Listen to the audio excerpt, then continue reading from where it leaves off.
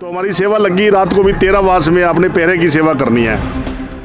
तो सब हंसने लगे भी तू पर्स तूने छत पे रखा था गाड़ी की, देख छत पे पड़ा होगा। मैं यहाँ पक्की सेवा पे आता था तो पिताजी उस टाइम 13 वास में मीटिंग लेते होते थे सेवादारों की। मेरे को कहा था भी इसके ऊपर तेजाब गिर के फिर चंबल ठीक होता है, और मैं ना डर से कांप जाता था।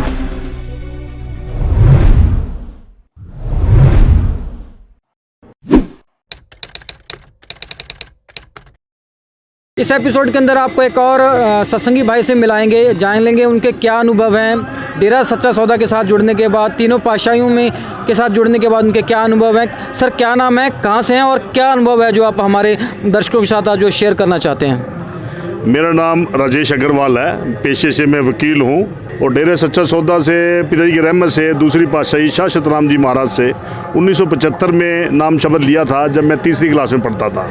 मेरा परिवार लगभग 50-51 साल से दरबार से जुड़ा हुआ है और पिताजी की रहमत और करिश्मे इतने हैं कि हम बोल के सुना ही नहीं सकते। रोज़ ही करिश्मे होते हैं हमारे जीवन में, तो मेरे जीवन में तो इतने करिश्मे हैं अगर मैं सुनाने लग जाऊँ तो किताबें लिखी जाएंगी।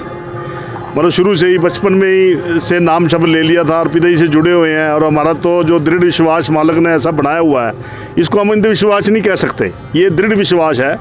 जो सोचते हैं जो होना होता है वो पहले ही दिखा देता है सतगुरु भी ऐसे होने वाला है। और हमारे साथ तो हमारे परिवार के साथ तो इतने करिश्मे हैं, मतलब मैं बोल के तो सुना ही नहीं सकता। एक छोटा सा करिश्मा है वो मैं आपको सुनाना चाहूँगा। 2010 में पिताजी की काफ़िले की सेवा थी, तो काफ़िले की गाड़ियाँ जैसे सत्संग चलता था तो हर ज़िले से सेवादार आते हैं पिताजी के साथ, जो गाड़ियाँ चलती थी। हमारे ज़िले की भी सेवादारों की गाड़ी थी, तो हमारा ड्राइवर जवाब दे गया अभी मैं तो छुट्टी मारूंगा। मेरे को जैसी कैसी गाड़ी चलानी आती थी। हम 5-7 भाई इकट्ठे हो गए कुरुक्षेत्र से, यहाँ सेवा पे आ गए जी। सेवा पे आए तो बरनावा डेरे का सत्संग था, नवंबर का भंडारा था जी। तो भंडारे से गए, हम वापस आए रात को। हमारी ना जैसे ही पहुँचे 6 बजे वहाँ से आए तो हमारी सेवा लगी रात को भी 13 वास में आपने पहरे की सेवा करनी है। हमारे साथ एक भाई था कृष्ण लाल जी दलवानी, मोहन नगर से, कुरुक्षेत्र से। उन्होंने अपने कपड़े चेंज किए, जेब में से एक पर्स था उनकी जेब में, जैसे पैसे होते हैं रुमाल होता है, वो कपड़ के गाड़ी की छत के ऊपर रख दिया।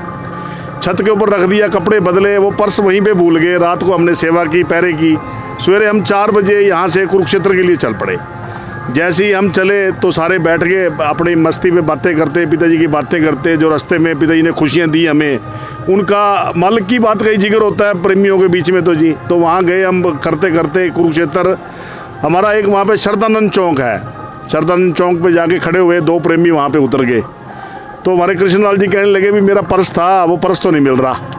तो सब हंसने लगे भी तू पर्स तूने छत पे रखा था गाड़ी की, देख छत पे पड़ा होगा। तो पिताजी की रहमत तो मतलब कन कन में वो विराजमान है। पता नहीं हमारी कैसे कैसे मांग रखते हैं और वो सुन लेता है हमारी बातें और उनको पूरा भी करता है। हम तो नादान और ऐसे बच्चे हैं जिनका कोई मतलब ही नहीं है दुनिया में जीने का। ये तो सतगुरु का ही सहारा मिला है जो आज इतने मतलब विश्वास और मालिक ने दिया है, प्रेम दिया है। तो देखा तो वो पर्स छत के ऊपर ही पड़ा। आप देखो कहाँ तो सिरसा और कहाँ कुरुक्षेत्र, 210 किलोमीटर।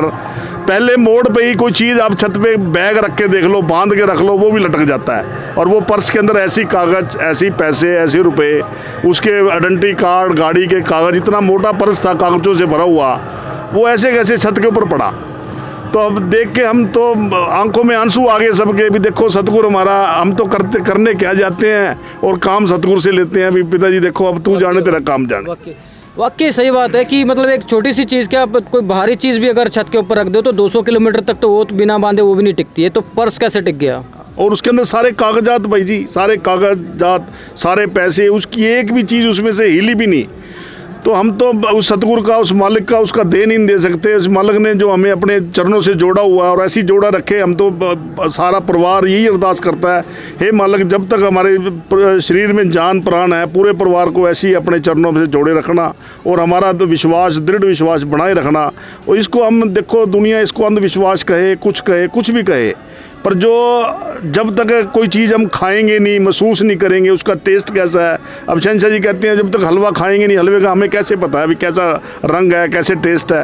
जब तक कोई जुड़ेगा नहीं, सतगुरु का नाम जपेगा नहीं, उसको अंदर से पूर्ण विश्वास करेगा नहीं, वो मान ही नहीं सकता भी यहाँ पे कोई चीज़ है। ये तो ऐसा डर है जिसको तो मतलब पता नहीं हमारे कौन से कर्म थे जो सतगुरु ने बचपन से जोड़ लिया।